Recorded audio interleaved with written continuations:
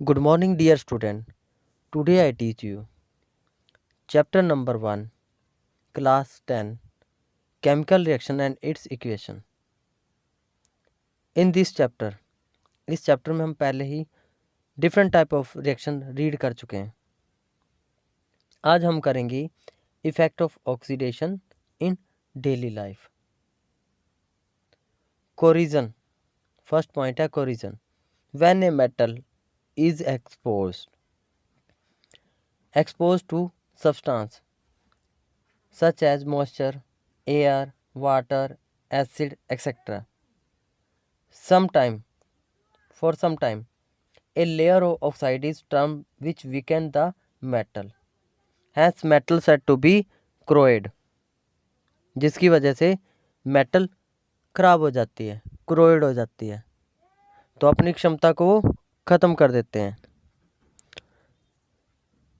The substance, say metals, different type of metal get weakened due to environmental effect.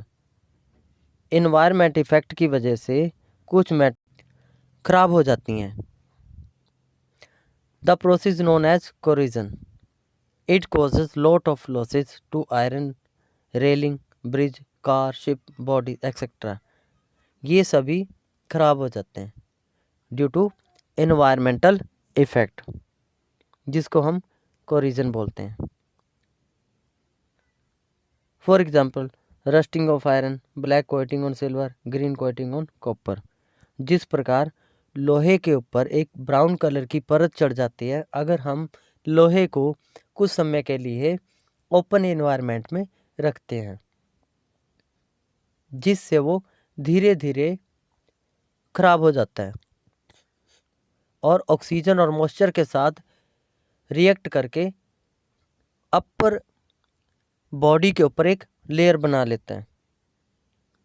Second है black coating on silver. Silver के ऊपर भी एक black colour की coating आ जाती है, लेयर बन जाती है. ग्रीन कोटिंग ऑन कॉपर, और कॉपर के ऊपर भी तांबा जो है हमारे पास, उसके ऊपर भी एक हरे रंग की लेयर बन जाती है, परत बन जाती है, जिससे हमारी मेटल्स, धातुएं खराब हो जाती हैं. इससे बचाने के लिए हमें इन सब्सटेंस के ऊपर, इन मेटल्स के ऊपर अदर मेटल्स की लेयर बनानी पड़ती है, या ऑयल, पेंट एंड ग्रीस इत्यादि का उपयोग किया जा सकता है,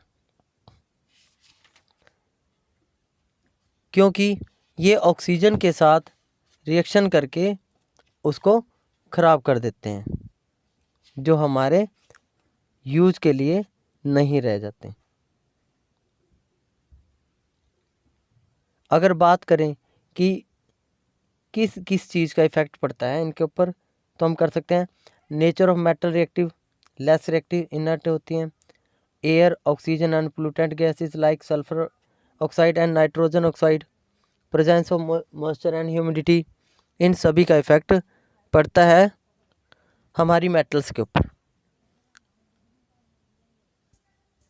how can we prevent rusting of metals और articles?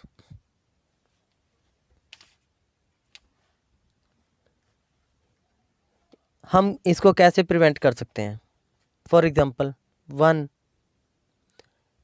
Bye painting iron article, हम उसको पेंट करके बचा सकते हैं. Bye electroplating of copper, copper की परत बना सकते हैं, जिससे वो मॉइस्चर के साथ डायरेक्ट कांटेक्ट में नहीं आएगी और जिससे हमारे वो आर्टिकल बच जाएंगे.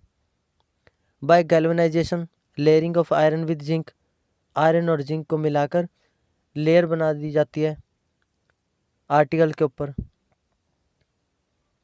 Bye preparing alloy like stainless steel, Chrome steel and निकल स्टील, इस तरह के स्टेनलेस स्टील से भी जो आर्टिकल बनाए जाते हैं, उनसे हमारे जो आर्टिकल की क्षमता है बढ़ जाती है और आसानी से वो खराब नहीं होते. ये सभी एग्जाम्पल हैं हमारे पास कोरिजन के. अब है हमारे पास rancidity. The oxidation of food substance and oily substance when exposed to air known as rancidity. अगर वो एयर के साथ रिएक्ट करते हैं तो हमारे फूड सब्सटेंस स्पॉइल हो जाते हैं, ख़राब हो जाते हैं. The change in colour, smell and taste of food article containing oil fat due to their oxidation is called rancidity. It spoils the food and make it unfit for consumption और use के लिए बिल्कुल unfit हो जाते हैं, खराब हो जाते हैं. The rancid food can cause food poisoning, जिससे फूड पॉइजनिंग हो जाती है. प्रिवेंशन ऑफ रेंसिडिटी, अगर हम इसको किस तरह से बचा सकते हैं अपने फूड पार्टिकल को? By keeping the food in air light container. ऐसे कंटेनर के अंदर फूड को कंटेन करना चाहिए जिनके अंदर एयर ना जा सके.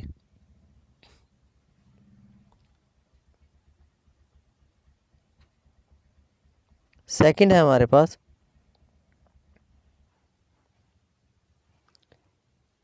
Bye packing chips with inert gas like nitrogen. जितने हमारे फूड पार्टिकल लाइक चिप्स इत्यादि होते हैं उनके अंदर नाइट्रोजन गैस को फिल किया जाता है, जिससे वो ऑक्सीजन के साथ रिएक्ट नहीं करेंगे और हमारे फूड सब्सटेंस बच जाएंगे. नेक्स्ट है by adding antioxidant other chemicals, the chemical which slow down the rate of oxidation of food article. हम अदर एंटीऑक्सीडेंट का यूज कर सकते हैं जिनसे इस प्रोसेस को स्लो किया जा सकता है ताकि वो ज़्यादा समय तक बचे रह सके हमारे पास. नेक्स्ट है exothermic reaction, reaction in which heat is released along with formation of product. Exothermic reaction को कह सकते हैं हम जिसमें हीट रिलीज होती है, उसको हम एक्सोथर्मिक रिएक्शन कहते हैं. Like burning of natural gas, for example CH4 plus O2 give rise to CO2 plus H2O plus heat. इसको हम एक्सोथर्मिक रिएक्शन कह सकते हैं जिसमें हीट रिलीज होती है. नेक्स्ट है हमारे पास अदर एग्जांपल भी हम इसके ले सकते हैं. Why is respiration considered as an exothermic reaction, कि रेस्पिरेशन को एक्सोथर्मिक रिएक्शन क्यों कहा जाता है? Respiration means oxidation of glucose in the cell. Respiration को हम कह सकते हैं कि ग्लूकोज का ऑक्सीडेशन होना in the cell leading to its decomposition in a series of reaction, कि हमारा फूड लगातार डिकम्पोज होता रहता है जिससे हमें एनर्जी मिलती रहती है.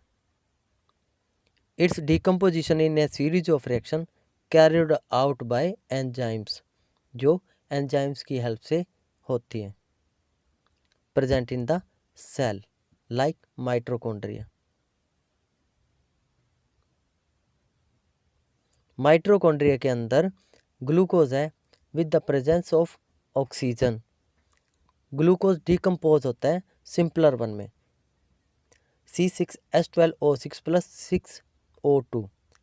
ग्लूकोज का फार्मूला है C6H12O6 plus 6O2 give rise to product क्या मिलते हैं हमें? CO2 6 कार्बन मॉलिक्यूल मिलते हैं, 6CO2 plus 6H2O plus energy. इस रिएक्शन में 6 मॉलिक्यूल कार्बन डाइऑक्साइड के मिलते हैं, 6 वाटर और प्लस एनर्जी निकलती है. The reaction is accompanied by the release of energy which is stored in the form of ATP. ATP को हम एडिनोसिन ट्राईफॉस्फेट भी कहते हैं. इसको हम एनर्जी करेंसी भी कहते हैं क्योंकि जब हमारी बॉडी टायर्ड हो जाती है तो हमारी बॉडी को ऊर्जा कहाँ से मिलती है, एनर्जी कहाँ से मिलती है, एटीपी से। So respiration is called as exothermic reaction.